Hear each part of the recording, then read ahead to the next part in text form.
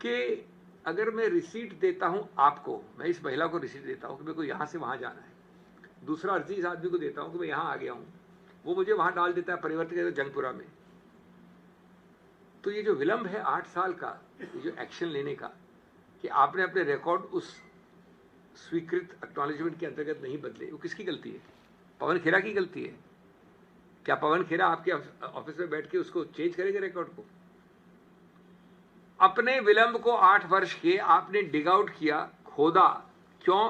क्योंकि पवन खेरा ने आपके विरुद्ध कुछ बोला, और आपके विरुद्ध नहीं बोला, उन्होंने संस्थापित संस्था संरक्षक संवैधानिक मूल्यों के विषय में आपके विषय में बोला, कोई पर्सनल तो है नहीं। तो आपने इसको एक गड़े मुर्दे को निकाल कर बिना कागजों को देखे हुए उन पे आक्षेप लगाने शुरू कर दिए। देखिए, ये मैं अपेक्षा कर सकता हूं राजनीतिक पार्टी से, होनी नहीं चाहिए वहां भी, लेकिन मैं समझ सकता हूं वहां भी जस्टिफाइड नहीं है कि प्रतिशोध की भावना, गुस्से की भावना से अपने राजनीतिक प्रतिद्वंदी पर आक्रमण करें, लेकिन ये किसी संवैधानिक संस्था से तो शोभा नहीं देता, और कम से कम आंतरिक जांच तो कर ली होती। इसलिए मैंने कहा कि जिसने 7 साल पहले सच्चाई बता दी थी, आज उसी को कटघरे में खड़ा कर लिया, ये न्याय है या राजनीति की करतूत है? और राजनीति की करतूत कम से कम संविधान के चुनाव आयोग को शोभा नहीं दे सकती, किसी और को दे या न दे। जिसे खुद अपनी लापरवाही पर शर्म या लज्जा आनी चाहिए थी, वो दूसरे पे उंगली उठा रहा है।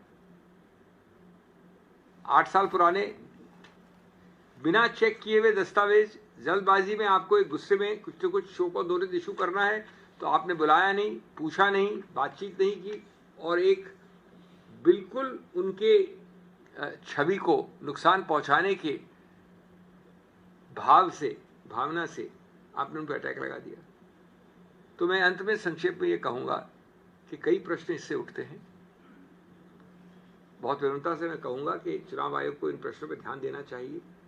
नंबर 1 प्रश्न कि आपने चुनाव आयोग, माननीय चुनाव आयोग, एक बार भी अपने आंतरिक रिकॉर्ड्स में क्यों नहीं एक इंक्वायरी की, एक जांच की, इस सब प्रक्रिया को शुरू करने से पहले कि 2017 में आपकी अनुमति के साथ वो ए से बी गए थे और एक्नॉलेजमेंट की अर्जी पड़ी है, उनके बाद तारीख मैंने दे दी आपके सामने।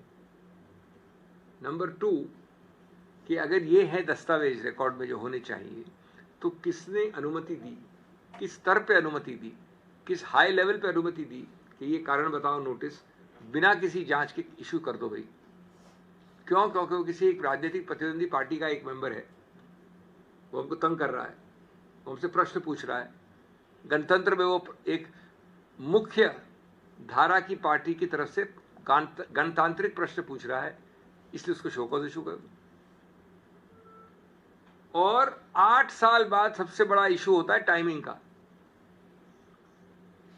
महाराष्ट्र तो कुछ पुराना हो गया, बिहार 3 महीने से चल रहा है, जोर पकड़ा हुआ है, तीव्रता पकड़ा हुआ है, इंटेंसिटी पकड़ा हुआ है, और आपकी टाइमिंग भी तभी है 8 साल बाद। जहां तक मुझे याद है कुंभकर्ण भी 6 महीने में उठ गया था, हम तो 8 साल की बात कर रहे हैं। अचानक आप दहाड़ रहे हैं 8 साल बाद। ये चौकसी नहीं है, ये प्रतिशोध है, और उस नियम कानून का चोला पहनाया जा रहा है उसे।